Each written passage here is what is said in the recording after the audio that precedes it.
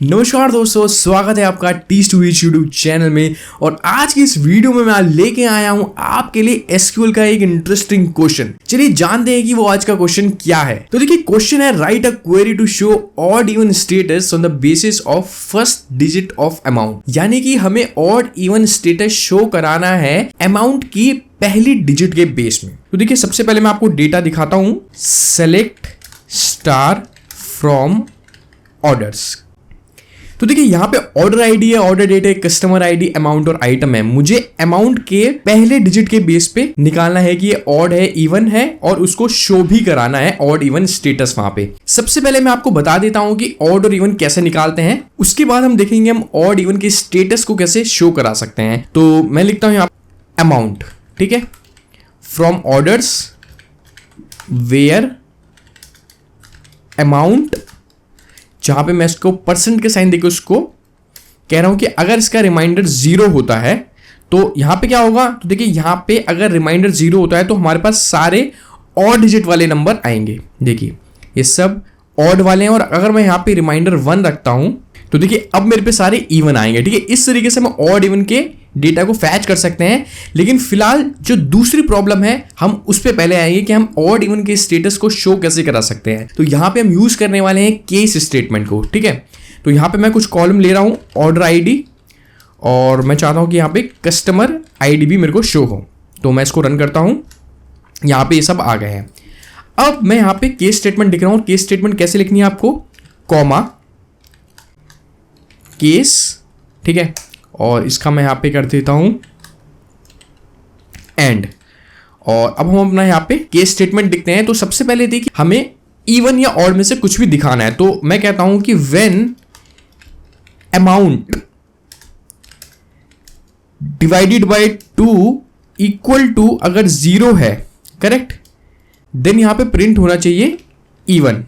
ठीक है, उसके बाद सेकेंड हमारा है कि अगर वहां पे 1 हो तो वो हमारा ऑड हो जाए। तो देखिए, हम इसको कैसे लिख सकते हैं, या तो हम इसको ऐसे लिख दें ऑड और यहां पे 1 कर दें, और दूसरी चीज है कि हम इस पूरे को हटा दें और यहां पे सिर्फ लिख दें एल्स ऑड। यानी कि इसके अलावा अगर यहां पे 0 बचता है, इसके अलावा कुछ भी अगर रिजल्ट आता है तो वहां पे ऑड ऑटोमेटिकली प्रिंट हो जाए। ठीक है, इस केस को हम नाम दे देते हैं ऑड इवन स्टेटस। तो ये है मेरी क्वेरी, यहां पे पूरी हो रही है। तो जो क्वेरी में हमने क्या करा है, हमने ऑर्डर आईडी ली है, कस्टमर आईडी, अमाउंट ली है। केस में हमने 2 कंडीशन दी है कि अगर रिमाइंडर 0 बचता है तो वहां पे इवन प्रिंट हो जाए, अदरवाइज ऑड, और उसका नाम हमने दे दिया है ऑड इवन स्टेटस और फ्रॉम टेबल की। तो इसको हम रन करते हैं और देखते हैं हमारा रिजल्ट क्या आता है। देखिए, हर नंबर के आगे ऑड इवन स्टेटस आ गया है हमारे केस स्टेटमेंट की वजह से। ठीक है, अब यहां पे था कि हमें फर्स्ट डिजिट से निकालना है। अब देखिए, फर्स्ट डिजिट निकालना वाले बहुत आसान है। तो यहां पे हम फर्स्ट डिजिट निकालने के लिए जिस तरीके से हम एक्सेल में यूज करते हैं लेफ्ट फंक्शन, हम उसी को यहां पे यूज करेंगे। तो मैं लिखता हूं लेफ्ट अमाउंट कॉलम पे, ठीक है, कॉमा 1, यानी कि यहां से हमारा जो है पहला करेक्टर निकल के आएगा और वो फिर डिवाइड होगा 2 से और हमें आंसर देगा। अब इसी को मैं यहां पे शो भी कराता हूं, जिससे वो अमाउंट भी हमारी लिखी आएगी जो फर्स्ट डिजिट है वो क्या आ रही है। ठीक है, इसको मैं देता हूं फर्स्ट डिजिट, बस। ठीक है, कि ये फर्स्ट डिजिट है हमारी। और यहां पे देखिए एज ये आ गया, और यहां पे मैं कॉमा देता हूं और यहां पे हमारी क्वेरी पूरी होती है और मैं इसे रन कराता हूं। अब आप देखेंगे कि अमाउंट से पहली डिजिट निकल के आई है। अब देखिए, 2255 में से 2 पहले डिजिट है, इसी तरीके से 8807 में 8 पहले है, और अब इसके बेस पे नहीं, इसके बेस पे आया है। अगर आप देखेंगे तो यहाँ पे जो पूरा नंबर है वो एक ऑड नंबर है, लेकिन अगर आप देखेंगे पहले डिजिट जो 8 है वो इवन है, तो इसने यहाँ पे हमें इवन ही रिजल्ट दिया है।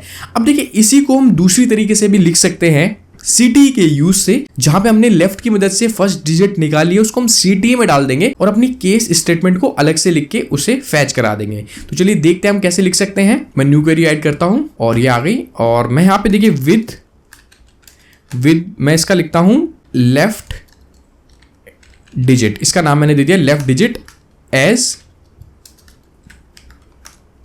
यहां पे मैं लिखता हूं अपनी क्वेरी जो हम सीटी के लिए लिख रहे हैं, सेलेक्ट मान लीजिए कि मैं यहाँ पे अमाउंट, और जैसे हमने लिखा था कि लेफ्ट फॉर्मूले से हमने अमाउंट का फर्स्ट डिजिट निकाला था, वो प्रिंट करवाते हैं फ्रॉम ऑर्डर से। करेक्ट, ये हमारा हो गया। और इसके अलावा अगर हम मान लीजिए कि कस्टमर आईडी भी प्रिंट कराना चाहते हैं तो मैं कस्टमर आईडी भी ले लेता हूं। तो ये हमारी हो गई यहाँ पे आईडी पूरी। तो अब देखिए इस क्वेरी से हमारा क्या निकल के आ रहा है, यहाँ पे देखिए अमाउंट से फर्स्ट डिजिट निकल के आ गई। आप चाहते हैं तो उसका नाम दे सकते हैं फर्स्ट डिजिट।